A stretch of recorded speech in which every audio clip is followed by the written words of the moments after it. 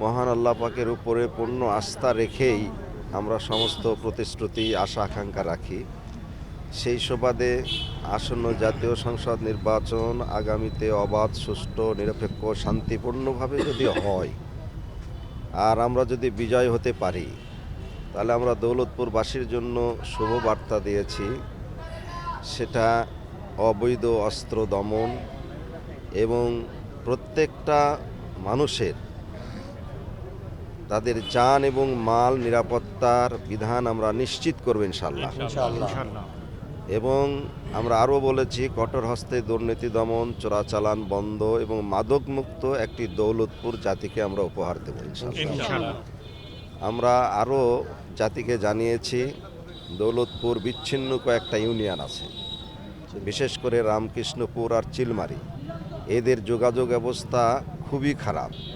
তা আমরা আশা রাখি আল্লাহ যদি আমার এই বিজয় দেন, আমরা রামকৃষ্ণপুর এবং চিলমারির যোগাযোগের জন্য যতগুলো ব্রিজের ব্যবস্থা করা লাগে করার চেষ্টা করব ইনশাআল্লাহ। এছাড়া আরও আশা রাখি যে রামকৃষ্ণপুর, চিলমারি এই ইউনিয়নগুলোতে বিশেষ করে স্বাস্থ্যসেবার উন্নয়ন নাই বললেই চলে। এরা খুব সংকট অবস্থায় থাকেন। আল্লাহ যদি আমাদেরকে সৌভাগ্য দেন, যোগ্যতা দেন, আমরা যদি যেতে পারি, তাহলে আমরা ভাগজুত কেন্দ্রিক একটি স্বাস্থ্যসেবা নিশ্চিত করবো ইনশাআল্লাহ। একটা হাসপাতাল আমরা নিশ্চিত করব। সর্বোপরি শিক্ষা, নারী উন্নয়ন, শিশুদের জীবনের বিকাশ এবং সম্প্রীতি, ভালোবাসা এগুলো সৃষ্টি করার জন্য চেষ্টা করবো ইনশাআল্লাহ। আজকে মনোনয়ন বাছাইয়ের দিন ছিল। আজকে যে মনোনয়নপত্র যাচাই বাছাই করে নির্বাচন কমিশন সম্ভবত একটি ছাড়া বাকি সবগুলো মনোনয়ন বৈধ ঘোষণা করেছেন। সেই ক্ষেত্রে আমি মনে করি নির্বাচন এখন পর্যন্ত শান্তিপূর্ণভাবে উৎসবমুখর পরিবেশে নির্বাচনের যে প্রক্রিয়া সেটা চলছে। আপনারা জানেন যে নির্বাচন কমিশনের শিডিউল অনুযায়ী 22শে জানুয়ারি থেকে পূর্ণাঙ্গভাবে আনুষ্ঠানিকভাবে নির্বাচনী প্রচারণা শুরু হবে।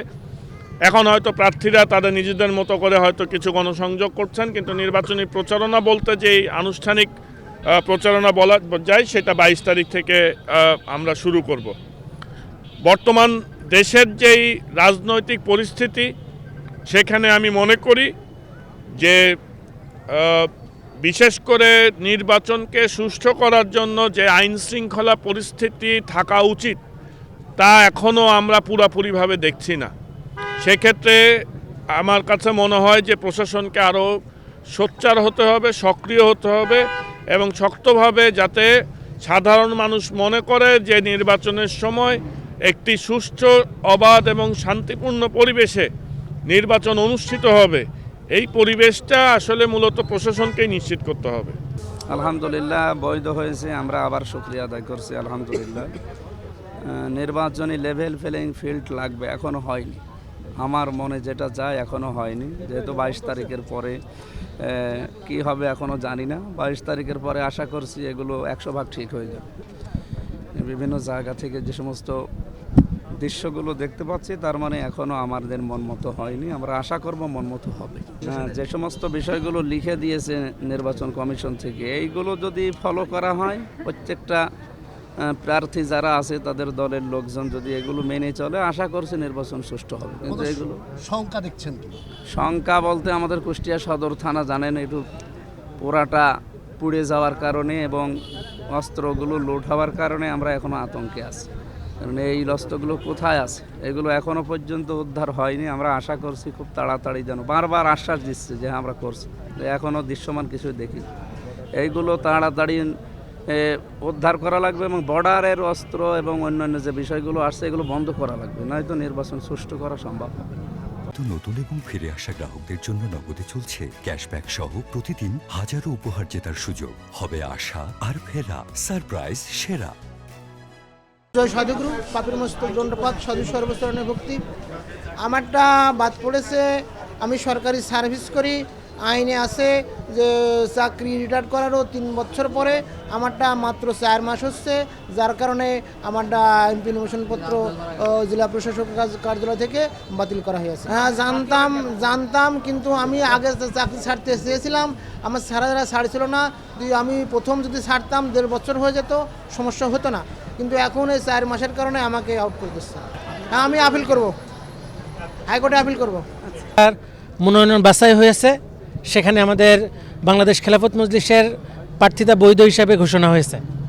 তো আমরা আশা করছি আমাদের মিরপুর ভেড়ামারাতে সর্বসাধারণ জনগণ ইনশাল্লাহ রিকশা মার্কার পক্ষে থাকবে, বাংলাদেশ খেলাফত মজলিসের পক্ষে থাকবে, এবং আমরা আশা করছি যদি জোট থেকে আমাদের নির্বাচনের সুযোগ হয়, রিকশা মার্কা ইনশাল্লাহ বিজয়ী হবে।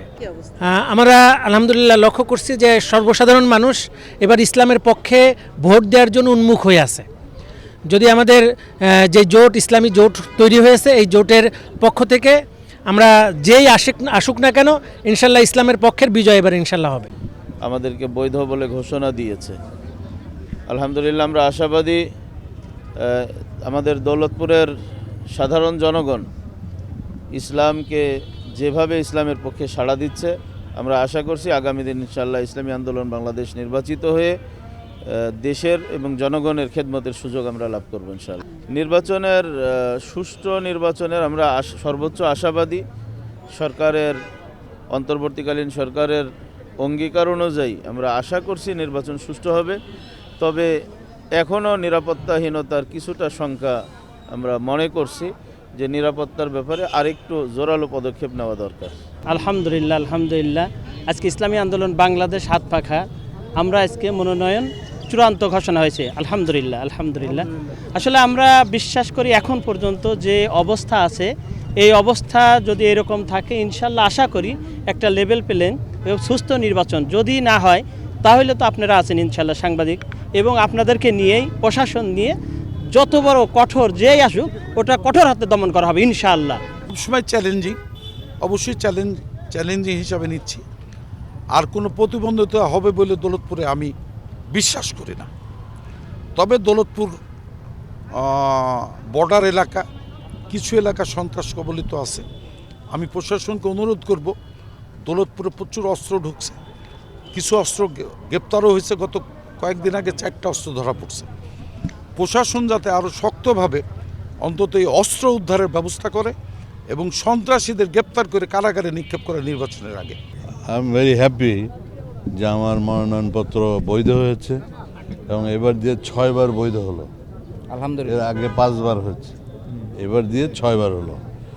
কারণ হলো আমি 60 বছর রাজনীতি করি, অর্থাৎ আমাদের ভুল হওয়ার কথা না কোনো কিছু। আর যারা নতুন নতুন পার্টি তাদের ভুল হয়, তাদের অনেক ভুল হয়েছে, বাতিলও হয়েছে এবং এটা হতে থাকবে। আমরা চিনি না এমপি হবে, আমরা চিনি না, এরকম কথা নাকি? I don't know them. 11 জন প্রার্থী খোকসা কুমারখালীতে, 10 জন, আমরা চিনি না তাদের কে প্রার্থী। আমরা তো মনে করি আমি 5 বছর 7 মাস জেল কেটেছি, এদের বিরুদ্ধে তো একটা জিডিও নাই, কি রাজনীতি করবে? একটা জিডি নাই তাদের বিরুদ্ধে, বাট আমার বিরুদ্ধে 25টা মামলা ছিল, সব বাতিল হয়ে গেছে।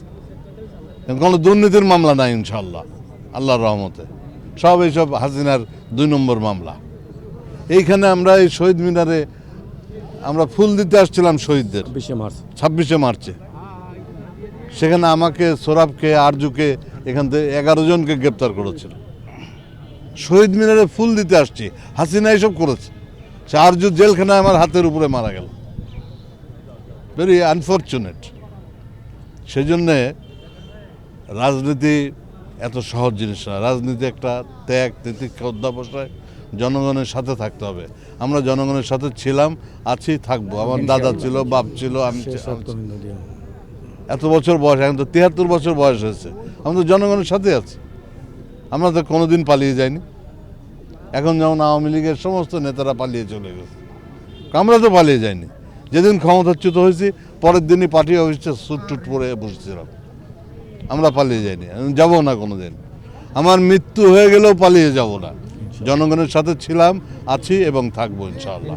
আইন শৃঙ্খলা পরিস্থিতি নিয়ে একটু কথা বলা দরকার। সেটা হলো এক শ্রেণীর লোক আছে, they are trying their best to disturb. এই আইন শৃঙ্খলা পরিস্থিতির যতটুকু অবনতি হয়েছে তাদের কারণে হয়েছে। তারা একটা হ্যাবক তৈরি করতে চায়, একটা অশান্তি পরিবেশ তৈরি করতে চায়, অশান্ত পরিবেশ, যাতে নাকি দেশের মধ্যে গোলমাল ফাসাদ ধমক তমক কোন খারাপই হয়। আমরা যতদিন বেঁচে আছি, জাতীয়তাবাদী দল যতদিন বেঁচে আছে, আমাদের সমমনা দল যতদিন বেঁচে আছে, এই সমস্ত হইতে দেবে না, দেবে না, দেবে না কোনোদিন ইনশাআল্লাহ। কুষ্টিয়াতে যে কোনো মূল্যে আমরা এটা প্রতিরোধ করব, যে কোনো মূল্যে, at the cost of our life. Kushtia জেলার সবকটি আসনেরই যাচাই বাছাই চলছে। ইতিমধ্যেই ৭৬ কুষ্টিয়া ২ আসন মিরপুর ভেড়ামারা আমার মনোনয়নপত্র দাখিল করেছিলাম গত ২৯ তারিখে। আজকে সেটা যাচাই বাছাই অন্তে রিটার্নিং অফিসার মহোদয় বৈধ বলে ঘোষণা করেছেন। এবং আপনার প্রশ্নের উত্তরে আমি বলতে চাই, আমি দীর্ঘদিন এই মাঠে কাজ করে যাচ্ছি। আমি যতদূর বুঝেছি আমার নির্বাচনী অভিজ্ঞতায়, আমি দীর্ঘ ৩৩ বছর জনপ্রতিনিধি একাধারে ছিলাম, পরাজয় বরণ কোনোদিনই করিনি আল্লাহর মেহেরবানিতে। এবার আমি যে মাঠে সাড়া পেয়েছি তাতে অতীতের সকল নির্বাচনের চেয়েও ভালো অবস্থানে আমি আছি। এবং জনগণ তারা জনগণের ভাষা আছে, আপনি এমপি হয়ে গেছেন, শুধু ডিক্লারেশন বাকি। তো আমি মনে করি ইনশাআল্লাহ সেরকম একটা ফলাফল আসবে যদি নির্বাচন অবাধ, সুষ্ঠু, নিরপেক্ষ হয়। অতীতের মতো নির্বাচন যদি না হয় 14, 18, 24, তার পূর্বেও অবাধ, সুষ্ঠু, নিরপেক্ষ নির্বাচন হলে, লেভেল প্লেইং ফিল্ড থাকলে আমি জয়ের ব্যাপারে শতভাগ আশাবাদী ইনশাআল্লাহ। ভেড়ামারা মিরপুর আসনে আপনি বিজয় হলে আপনি জনগণের কী ধরনের প্রতিশ্রুতি দিচ্ছেন? আমি যদি আল্লাহর ইচ্ছায় জনগণের সমর্থনে নির্বাচিত হতে পারি, ভেড়ামারা মিরপুরের বেশ কিছু সমস্যা আছে। 1 নম্বরে একটি সমস্যা, বড় সমস্যা আছে। ভেড়ামারা মিরপুরের প্রায় 5টি ইউনিয়ন নদী ভাঙনের কবলে পড়েছে।